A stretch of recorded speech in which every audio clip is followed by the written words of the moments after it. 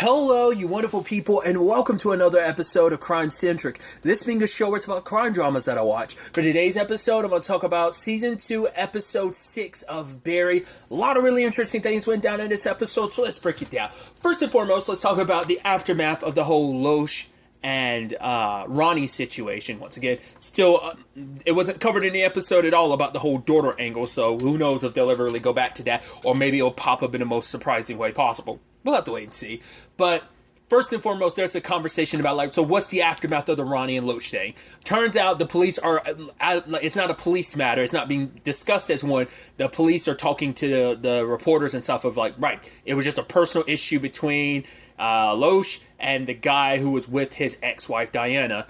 And it's just kind of and I love the commentary of it's like one of the cops up there with him, as well as one of the news people are just kind of yeah, it's understandable why this would turn out this way. Because I guess it's wait, that's Ronnie, isn't he? Yeah, he's a big time Taekwondo medalist and stuff like that. It's yeah, understandable how this went down like this. Everyone's kind of just kind of accepts it and moves on, which is super jacked up. But in the aftermath of this, Barry and Fuchs have their falling out again because he's oh, we're good and everything. It's no, he's well, what did I do that was wrong to you? He's you wore a wire. He's what? I wore what? He's no, you sold me out. You betrayed me. You did it for your best self-interest, which Fuchs was oh, so you haven't done stuff that wasn't for your best interest? You killing Moss? It's yeah, you might have told Gene about the whole thing related to Albert, but you didn't tell him about the fact is you murdered his girlfriend, did you? And it's yeah, because you know why you did that? Because you were doing what was in your best interest. And so Barry's just I don't want to work with you anymore. It's we're going to let the whole Hank thing solve itself out. And it's just that's my situation. Why are you trying to make this a we situation? Why are you trying to make it a business opportunity? And I think that's the thing of Barry's right, what are you going to do? Fuchs, you saying you're going to handle it? What are you going to do? And he doesn't have a rebuttal. And Barry's exactly my point. You need me, you fucking idiot. What do you have without me? Nothing. I am your plan. I am kind of your everything.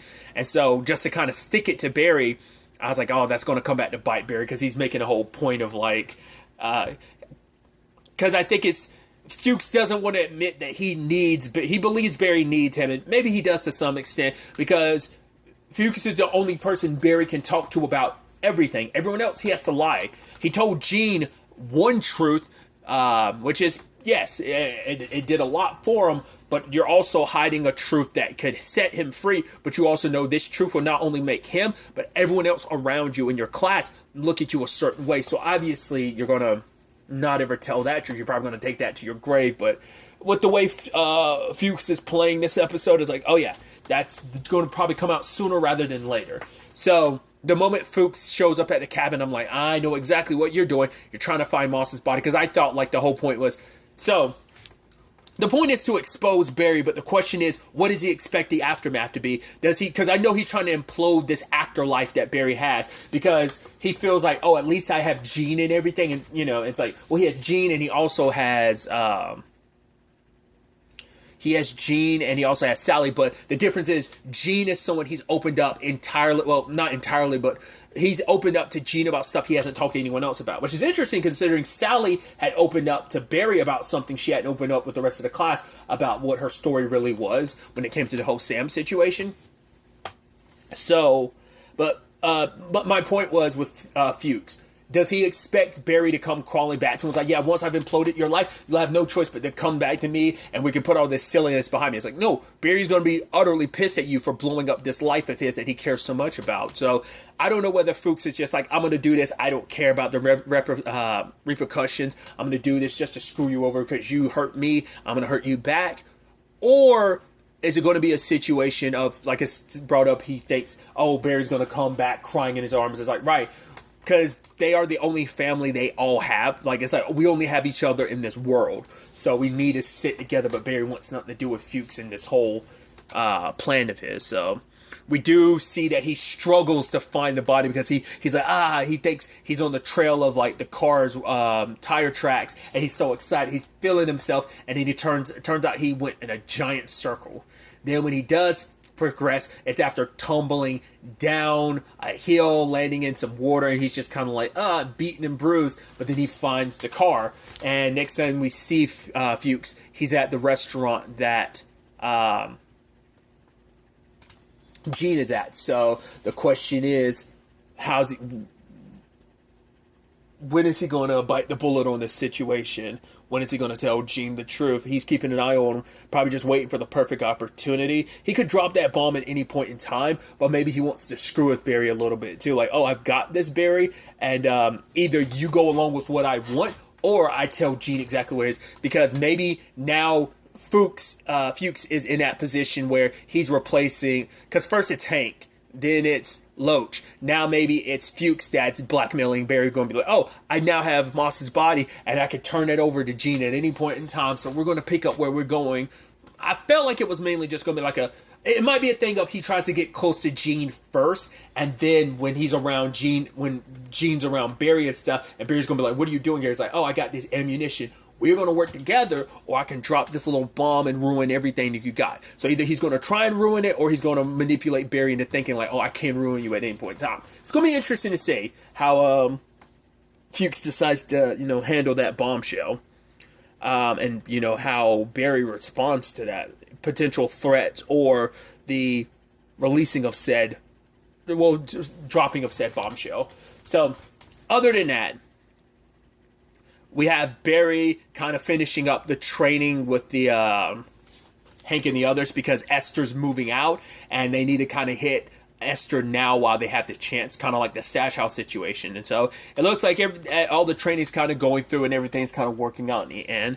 And I do love that Hank is like, all right, our business is concluded. He's like, right, there's no more like debt to be paid. But he was like, I was curious. I was wondering if, and then the guy comes over to the recording. He's like, are you fucking serious?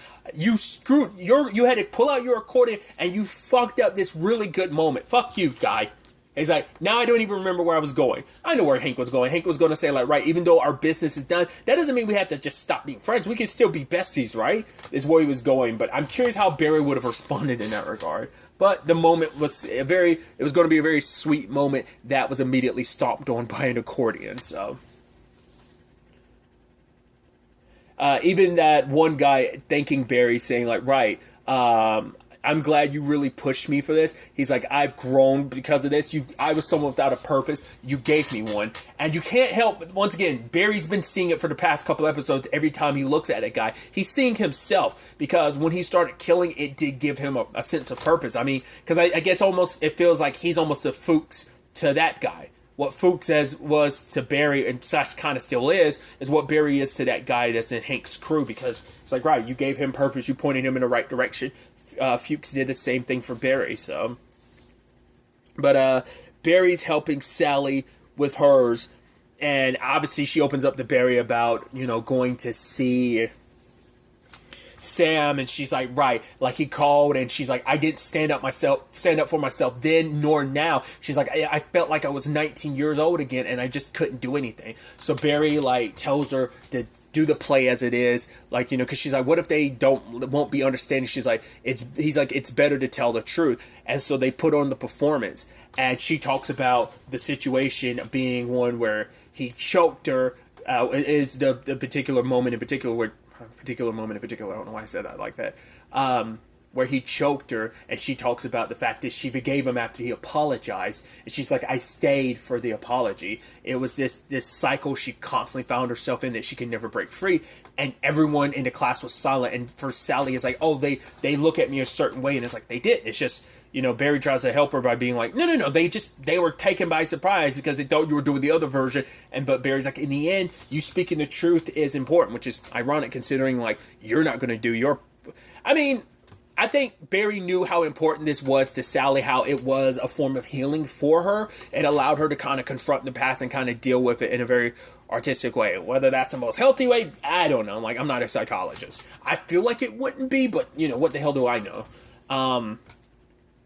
But Barry talked to Gene about, like, can I, instead of doing my play, my story, can I do Sally's? Like, I'd be all in on this whole Sam thing, which Gene was all about. I mean, he's like, right, you told me your story, but the fact is, you killed someone and got away with it. He's like, yeah, I know, Gene, you keep reminding me. It's like, in more ways than one, way more than, and, obviously the one that matters the most is, the whole Janet situation, so.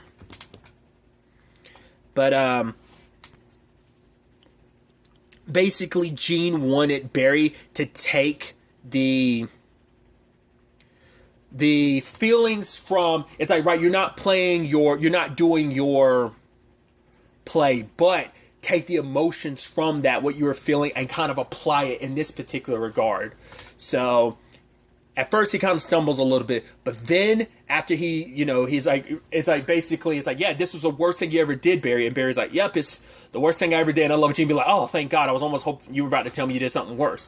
The thing is, killing Janice was the worst thing because that was also something Fuchs was saying. Like, at the very least, the whole Albert situation, that killing that guy, that was the heat of war, I mean, it doesn't make it okay, but Fuchs can make Barry justify in that regard. Janice was pure self-centered murder because you just killed her because she was getting too close. So, it's a very different thing. It hit, especially because it's like, right, this was someone you got close to. This is someone that was really important to someone else that you're close to, So that's what makes it hurt that much more, why her death in particular matters the most in that regard. So for him, even more than the Albert thing, while he's trying to focus on that and use that as ammunition for the role of Sam, what hits him the most is thinking about killing Janice, and he gets into it, and they nail the performance. Everyone's like flabbergasted by everything.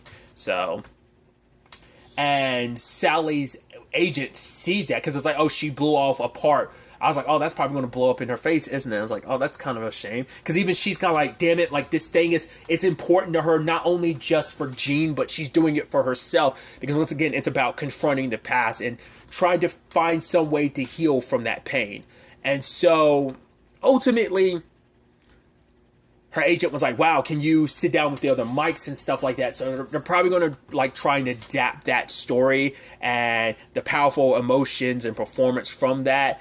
I hope it doesn't end up being a jacked up thing where it's like, oh, this is her story, but they hijack and give it to someone else. It's like, yeah, instead of you performing your own story, kind of reenacting it, we're going to get someone else to do it, which is going to be kind of heartbreaking. It'd be interesting if it was the person she was in that, what was it, in season 1? The person she was trying out for that show, and that person she knew from a different thing got it instead of her. What if they get her to play Sally in the story? Like, I could definitely see that being a thing of, just kind of part of the Hollywood machine of, yeah, this is a personal story to you, but you don't get to act it out yourself, even though you're a good actor. It's like, no, we're going to give this to someone else, and giving it to her would probably sting just that much more. But also, there is still the thing of Sam. He said he was leaving, but we don't know if he's still around or not. That might have been his last night here, so... Because he claimed that he had moved up his leave, but that was just to get Sally there, to kind of push her to go there. But we don't know. He might still be in town. He might hear about this, like whispers might spread to him, and that might be a whole issue within itself. So that's just pure speculation on my part. Maybe everything's going to go like totally okay. I just feel that the nature of the show, it won't go okay for Sally. Maybe they won't take this, like the story, her truth from her and do that, but it might not. I think the end result is still going to be, it's not going to be what she expects it to be. So there's that angle of things. And then another side of things is the whole situation with Hank, as him and his boys are ready to head out, do their thing. Somehow Cristobal and Esther found out. I was like, how's that possible? At first I was like, is home dude with the one like messed up arm, did he sell you out? It's like, no, accordion dude did. It's like, did he do that just because Hank talked so much shit to him? It's like, that's super jacked up. You got yelled at about the accordion and stuff, and you're like, you know what, I'm gonna rat you out to Cristobal and Esther, potentially get you guys killed. Or was he just a rat the entire time or something? That's what I'm curious about. So Hank was like, right, in my defense, but before he could even finish, he got knocked out. So it's definitely going to be interesting to see where episode 7 ends up taking us going forward with all of this. But really, that's all I want to talk about. Till the next time we meet, be happy, be safe, live life to the fullest, and enjoy it. Good day, and goodbye.